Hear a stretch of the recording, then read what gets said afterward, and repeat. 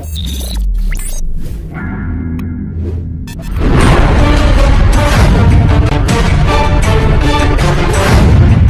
dan anak ditemukan tewas di sebuah rumah di kawasan Cinere, Depok. Menyisakan kerangka dua jasad manusia yang sudah mengering. Kejadian ini benar-benar mengenaskan.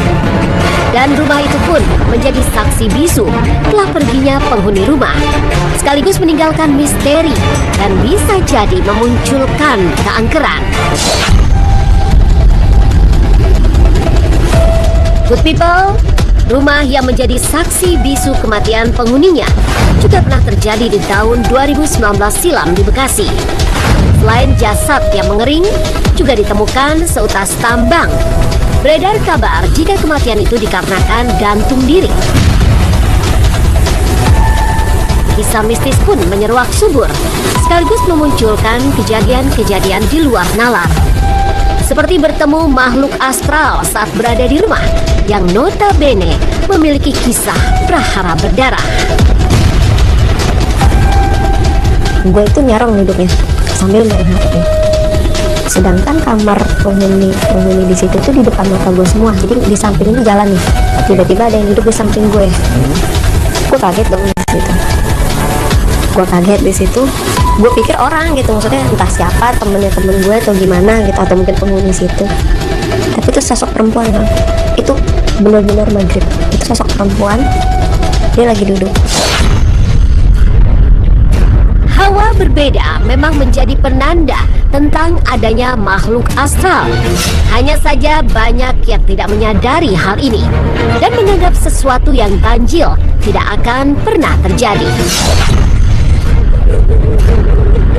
Bahkan tak jarang ada yang bercakap-cakap dengan sosok yang muncul dan menganggapnya manusia biasa. Apalagi jika rumah yang memiliki jejak berdarah di masa lalu sudah diubah sebagai tempat kos atau dikontrakan. Tapi ingatlah, tragedi berdarah akan memunculkan kisah susulan tentang kemunculan makhluk astral. Tapi hati gue bicara, siapa nih orang gitu, siapa sini gitu. Mungkin ternyata memang bukan orang, Bang. Mungkin ketika dalam hati gue bertanya siapa sini gitu kali ya. Dia akhirnya di situ bercerita, dia di sini.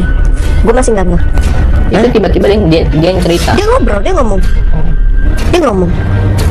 Gue di sini ya karena gue pikir dia penghuni situ, gue sambut dong, gue temenin dong. Mungkin dia lagi mau kemana atau dari mana, ya gue temenin ngobrol gitu. Dia bercerita, intinya dia bilang dia di situ nih. Iya, saya di sini juga, dia bilang. Ya udah lama lah. Ya gue nggak tahu kan awalnya, Bang, tuh kosan dari kapan dibangun segala macam gitu. Dia bilang katanya udah 10 tahun nih, Bang. Oh mungkin maksudnya dia orang sini kali ya, pikiran gue masih positif thinking di situ. Belum gue jawab, temen gue mungkin kaget kali. Jadi dia melihat kondisi gue tuh kayak melihat suatu objek, tapi objek itu nggak ada. Good people, taburan kisah mistis bagai tak pernah berhenti dari rumah-rumah yang menjadi saksi bisu peristiwa berdarah. Ketakutan demi ketakutan terus merayapi hati para penghuni rumah yang sama sekali tidak mengetahui tentang apa yang pernah terjadi sebelumnya. Situasi ketakutan dan mencekam ini juga terekam kamera beberapa tahun silam di Surabaya saat masyarakat dibantu petugas keamanan membuka pintu gerbang dan masuk ke dalam rumah yang di dalamnya banyak tetesan darah.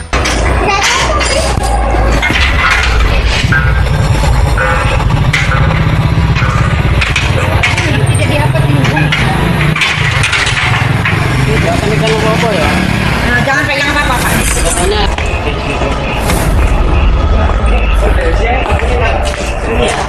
Enggak, lagi dong. Pak kuat dong. Masuk. Masuk. Masuk. Orangnya di mana? Buka dia. Itu ada apa? Silakan kamu. Itu apa?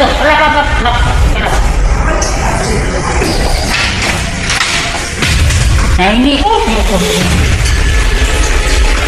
Aduh, sadar. Kok darah? Bu, darah. Panggilan kok banyak darah ini? Darah. Panggilan. Darah. Darah. Ada darah. Ada bekas darah banyak.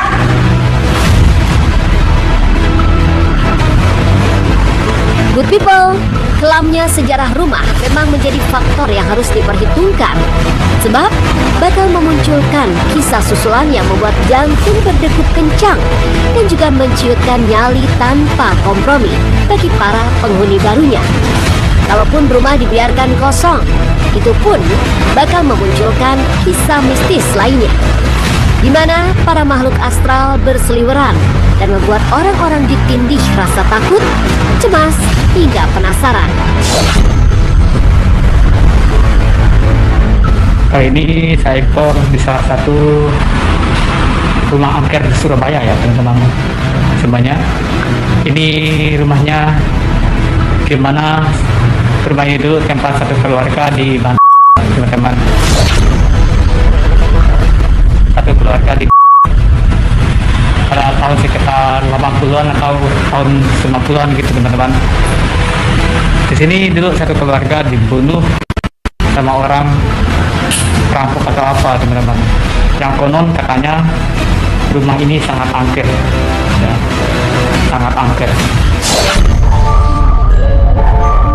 Rumah bekas tragedi pembunuhan berdarah itu memang terasa menyeramkan karena di bagian dalamnya sangat berantakan, tak terurus, dan begitu mencekam. Tempat-tempat seperti ini udah terbengkalai gini berarti masih banyak penunggunya ya guys. Makhluk astral hadir. Nampakkan sosok kalian. Warga di sini di rumah ini dulunya sering kejadian-kejadian mistis ya teman-teman, dimana pada sore hari pasti ada penampakan sosok aneh ya, yang tidak kasat mata namun bisa dilihat oleh orang tertentu. Yang paling menyedihkan, di dalam rumah kosong berdarah itu masih ditemukan mainan anak-anak. Dan mainan itu masih berada di keranjang, diselimuti debu. Mainan yang pemiliknya telah tiada. Satu keluarganya itu habis-habisan ya teman-teman. Ini mainan anaknya.